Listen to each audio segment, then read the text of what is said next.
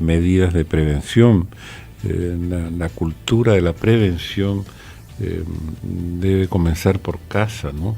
Desde la cuna, ¿no? Desde la cuna del bebito, ahí ya hay que tomar algunas medidas, porque a veces la distancia entre las barras de la cuna puede ser motivo también de un accidente. O sea, no es cualquier distancia, hay determinadas medidas que garantizan que el niño no vaya a salir por ahí, ni vaya a quedar atrapado de pronto entre en las barras, ¿no? O sea, hay una serie de... Hay que adoptar la vida con prevención, ¿no? O sea, es toda una cultura, ¿no? Que comienza, repito, en la cuna infantil y continúa, porque el niño seguirá niño hasta que sea, digamos, que adolescente, de 12 años, 13 años, ¿no? Mientras tanto sigue siendo un niño, ¿no? Entonces el niño en algún momento ya va al jardín infantil o va a la escuela de primaria, ¿no? Y allí también, entonces ya a ratos ya el tema de la seguridad ya escapa de las manos de los padres y pasa al de los educadores, y entonces allí también tiene que practicarse una cultura de prevención, justamente para que no ocurra algo que pueda perjudicar a los niños, ¿no? Pues sí, estamos hoy con la doctora María Ángela Guamán. Doctora, las cifras de tal vez de no protección al menor, tantas noticias se están viendo cada día de que tal vez mamá, papá salieron a trabajar y dejaron a los pequeños encerrados en la casa bajo llave y se produjo un incendio, y tantas noticias que de verdad son muy tristes, muy penosas. ¿Qué está pasando en nuestro país? A ver, los niños no solo necesitan cariño, ¿no? También protección. Y este es el tema que también tenemos que desarrollar los padres, y ya desde el punto de vista legal podría dar algunos consejos para que esta protección sea integral, tanto a nivel físico, mental y emocional. Bien, a veces nos vamos de casa, tomamos el desayuno y nos vamos de casa. Pero nos olvidamos de la palabra mágica. Un te amo, un te quiero, un cuídate hijo, y hasta la noche que ya no nos volvemos a ver. Todo ese espacio, todo ese vacío que dejamos en el tiempo es irrecuperable.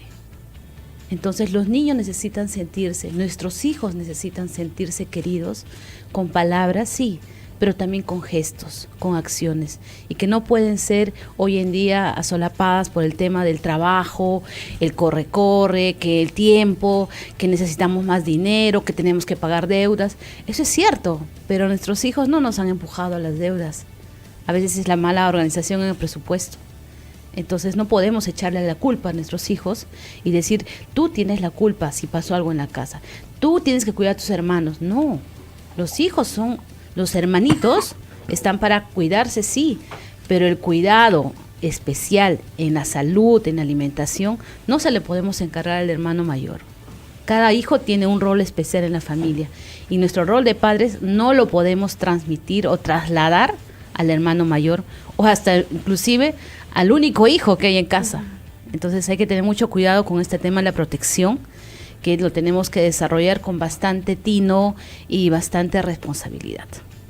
Sí, cuando son bebitos, los bebitos pues necesitan algunas vacunas, que es para cuidarlo de las enfermedades, ¿no? Y eso no podemos trasladarle la responsabilidad a los médicos, a las enfermeras, de la posta, que no le pusieron la vacuna. No, el padre de familia, para comenzar, tiene que saber qué vacuna le han indicado que tiene que colocar al bebé, y a veces pues tiene que seguir por la segunda, la tercera vacuna, no sé.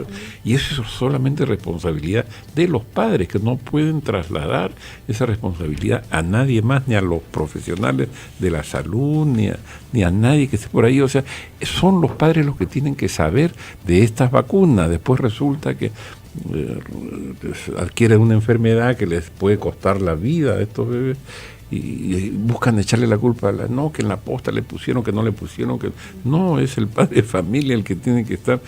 La primera preocupación no es esa, la de las vacunas, creo yo. Velando, ¿no? Por sus pequeños. Para prevenir enfermedades, ¿no? Pues sí, eso es muy cierto, es muy importante que los papás asuman esa responsabilidad del poder ser papás y el de velar por sus pequeños, disfrutar de cada etapa, que es muy, muy importante que cada papá pueda aprender y pueda ir desarrollando en cada etapa especial de sus pequeños. Queremos mandar un saludo muy especial para Cinda y Alex Quispe, que también está reportándonos sintonía, Heidi, también a todos aquellos que están en estos minutos enganchándose con la señal y la transmisión en vivo. También invitarlos a que puedan compartir para que puedan ser muchas personas más bendecidas y también conocer más sobre este tema que estamos hablando acerca de la responsabilidad y la seguridad integral de nuestros menores. Ahora, a veces los pequeños, por ejemplo, están en casa.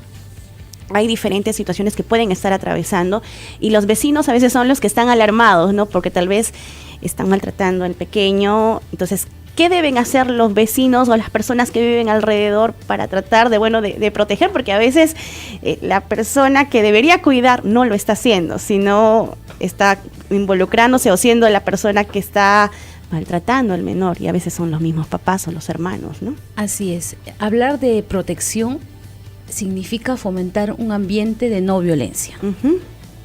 ¿Correcto? Entonces, frente a la pregunta que me haces, existe en el decálogo de los derechos del niño un principio fundamental entre los muchos que existen, ¿no? El derecho a la protección, que es el tema que hoy estamos hablando, en el cual se establece claramente, y lo voy a leer, que los niños tienen derecho a la protección y socorro frente a situaciones conflictivas y de riesgo, así como ser protegidos contra todas las formas de abuso y explotación que perjudique su bienestar. Entonces, la palabra, el verbo socorro, implica que si soy testigo auditivo, visual, de una situación que pone en riesgo a un menor, estoy en la obligación y el deber de denunciar ese hecho inmediatamente a la policía, uh-huh, a la autoridad más cercana. Si no está la policía, la fiscalía, el juzgado de familia. Pero no podemos quedarnos indolentes ante una situación que realmente mañana más tarde se va a ver que el niño ha estado sujeto a maltrato y maltrato y maltrato. A veces por los propios familiares y a veces por el padrastro o un tío encargado, ¿no? Generalmente a veces niños que vienen o adolescentes que vienen de otras regiones aquí a Lima a estudiar y los padres confiados se los dan al padrino, a la tía, y no es igual. Entonces viene ahí el tema del conflicto de formación, de educación, ¿no? En casa tal vez le permitían cosas y acá en la casa de la tía no. Entonces empiezan a reprimirlo. No, a esta hora no se ve televisión, a esta hora se apaga la luz. Y entonces vienen ahí esos actos, aunque parezcan no tan significativos, generan en el niño o en el adolescente un estado de conmoción en el cual ellos dicen, no, pero, o sea, ¿por qué? ¿Por qué me limitan un derecho que tengo a recrear mi vista viendo la tele o a salir con mis amigos? ¿Por qué me prohíben?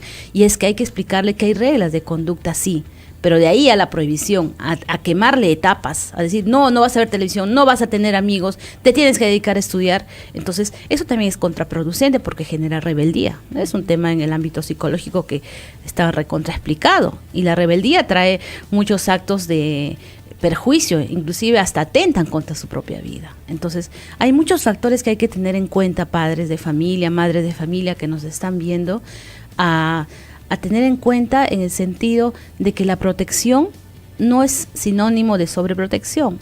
La protección es cuidar al hijo, verlo, pero dejar que también se equivoque, dejar que también experimente caídas, desilusiones, y que ellos aprendan a que en esta vida no siempre se gana, pero siempre hay alguien que te va a levantar, hay alguien que te va a sostener, y ese es tu papá o tu mamá. Pero también no lo expongamos a situaciones de peligro. O a encerrarlo, ¿no? Me voy a trabajar, no tengo con quién cuidar, no tengo para una empleada, claro, y lo encierro hasta las 10 de la noche que vuelvo. Y que, agarra, hijito, tienes ahí el termo, tienes ahí el horno, pero ellos acaso saben manipular esos artefactos, ¿no? Ahora el tema de las quemaduras y tanta situación que estamos viendo, no es fácil de curarse.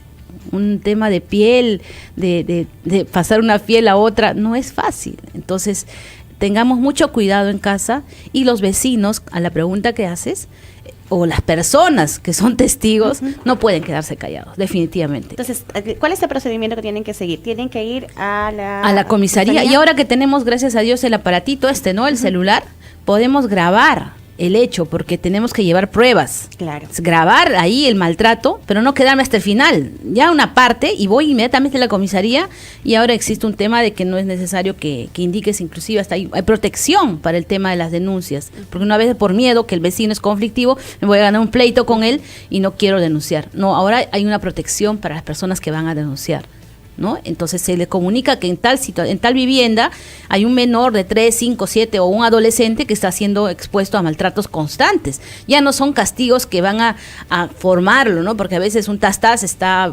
bueno, en un momento, corrección, ¿no? Una corrección que cada padre sabe hasta dónde y cómo, pero de ahí al maltrato es otra cosa, ¿no? Meterle un balde de agua fría o encerrarlo en la cocina o con cuarto oscuro, o sea, esas cosas ya son maltratos que los niños no tienen por qué sufrirlos. Bien. O les queman las manos, o le ponen la plancha caliente. Claro, hay numerosos casos y existe todo un capítulo dedicado a este tema de la seguridad e integridad de los niños, porque las lesiones, ya sean físicas o psicológicas, ya esas van a quedar para el resto de su vida. Y un niño, un menor que sufre un accidente o un maltrato, de pronto pues queda cojito para el resto de la vida, o el brazo, o sea, el daño es tremendo, ¿no? Entonces, por eso es que existe todo un capítulo dedicado a la seguridad e integridad de los niños. Pero yo quiero aprovechar la presencia de la doctora para consultarle sobre la patria potestad, porque a veces de pronto el niño, claro, se descubre un caso en el que la madre pues no se le falla la cabeza, ¿no? Quema a la hijita y bueno, el juez decide que no, o sea, le quita la patria potestad, ¿no? O sea, entrega el menor a otra persona o a una institución para su cuidado, ¿no? Porque está expuesto si es que sigue con esa mamá o papá abusador, ¿no? Así es, don Francisco. Voy a explicar rapidito que la patria potestad, imagínense ustedes un manto, ¿ya? Ese manto cubre a mamá y a papá. Esa es la patria potestad. Es esa situación inherente que tengo como papá y como mamá para proteger y cuidar a mi hijo. Es como cuando uno tiene la sangre ahí, está dentro de ti.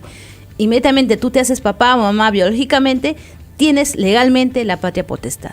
Tienes la facultad, el deber, el derecho, la obligación, es una mezcla de derechos y obligaciones, de cuidar y velar por la integridad emocional, física y mental de tu menor hijo. Esa es la patria potestad, es un manto que cubre a los padres para poder cuidar a sus hijos. Ahora, cuando estos papás se separan por situaciones X, entonces tiene uno que retirarse del hogar y el otro se queda en la casa con los hijos. Es ahí donde esa patria potestad se va a tener que modificar por situaciones legales, porque ya no están los dos viendo, cuidando, reprimiendo, corrigiendo a los hijos. Uno solo se tiene que hacer cargo. Y entonces el otro se retira y quien se queda con los hijos ejerce la figura de la tenencia y custodia. Es quien cuida y tiene a los hijos. Pero eso no significa que el que se fue, papá o mamá, pierde la patria potestad. Como ya lo digo, es inherente, es una cosa que solamente con la muerte se va a perder. No vas a perder la patria potestad. Tienes toda la obligación y el derecho de preguntar, ¿está yendo al colegio? ¿Está asistiendo a su cita al médico? ¿Cómo le va en el taller? Ayer tuvo fiebre, ¿me puedes comunicar? Esas situaciones no se pierden. Ojo, hay un malentendido en ese sentido, que las mamás no creen que porque ya quedan con los niños, o los papás que se quedan con los hijos, ya son su propiedad. Y quien se fue, por X razones, ya no tiene nada que ver con el hijo. Solamente pásame la pensión, dice. Será algún día tema de conversación. Y eso es un tema que está arraigando mucho conflicto, más del que ya existe en la Tenemos familia. una llamada telefónica, Claro. vamos a contestar. Buen día. ¿Cuál es su nombre? Víctor, ¿nos escuchas? Aló. Estás en línea directa. Bienvenido. Sí, te estamos escuchando acá en la radio Betel. Sí, Víctor, para podernos comunicar mejor, no sé si puedes bajar el volumen de tu radio y nos puedes escuchar por el teléfono, cosa que así vamos a podernos comunicar y la doctora está aquí para poder escuchar tu pregunta o consulta. Sí, mi consulta es acabamos de escuchar de la seguridad de los niños. Uh-huh. Justamente que nosotros creemos en Dios y la Biblia dice que Dios es todo. Dios es nuestro abogado, Dios es nuestro doctor y todo, ¿no? De modo que podemos acudir a cosas terrenales, que nos vamos en lo que es cosas terrenales, que nos vamos en la comisaría, en lo que es del mundo, ¿no? Y no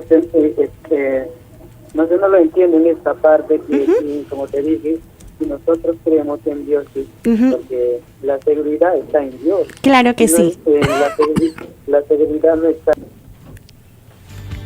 Claro que sí, bueno, nosotros confiamos en Dios, Víctor, pero también hay personas por diferentes situaciones en las cuales no están confiando en Dios y hay problemas en su hogar. Es por eso que tenemos que también acudir a las autoridades que Dios ha puesto para poder también llevar por un bien toda situación que se esté llevando y si es necesario denunciar, lo tenemos que hacer.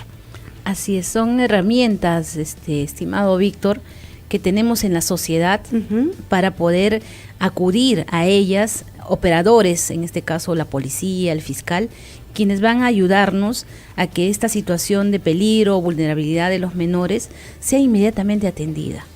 Nuestra fe, nuestro cariño a Dios tiene que estar, y es por eso que con esa fe y ese cariño tenemos que acudir y creer de que esa autoridad va a hacer bien las cosas y ese niño va a ser bien protegido. Claro que sí. Bien, nos escribe Erika Luana Sánchez, don Francisco, y nos dice gracias por sus consejos. Eso nos ayuda a dar cuenta en qué estamos fallando y qué tenemos que estar realizando. Muchas gracias a la doctora. Nos manda un saludito Erika Luana, que también está reportándonos sintonía. Don Francisco, 9:26 a.m.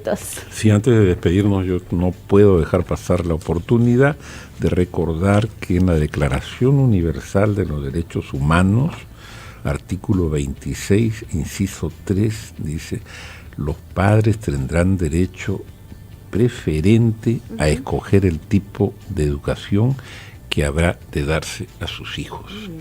Que es un detalle importante acá en nuestro país, donde se pretende quitarle ese derecho y esa obligación que tienen los padres. Sí, yo quisiera, yo sé que estamos contra el tiempo, pero es importante que los papás entiendan que si van a acudir al ámbito legal por cualquier situación para proteger los derechos de sus hijos, tienen que pensar en el principio del interés superior del niño. ¿Qué es lo que va a ser más favorable para él? No para mí, sino para él. Y en base a ese principio, hago una buena demanda de alimentos, hago una buena demanda de tenencia, de régimen de visitas o inclusive una denuncia por violencia familiar. El principio del interés superior persigue proteger el ámbito físico, mental y emocional que hemos desarrollado el día de hoy. Y si por favor conocen alguna situación de riesgo o de peligro inminente de un menor o adolescente, no duden, acudan a la autoridad y como lo dijimos con mucha fe, creemos que las autoridades hoy en día tienen que asumir un rol muy importante para poder salvar a esos niños de la explotación física, sexual y laboral que hoy en día vemos y que realmente no podemos ser indolentes. Tenemos que denunciar, acudir a las autoridades y hacer respetar el derecho de estos niños que mañana más tarde van a ser los hombres de nuestra sociedad. Muchas gracias a la doctora María Ángela Guamán.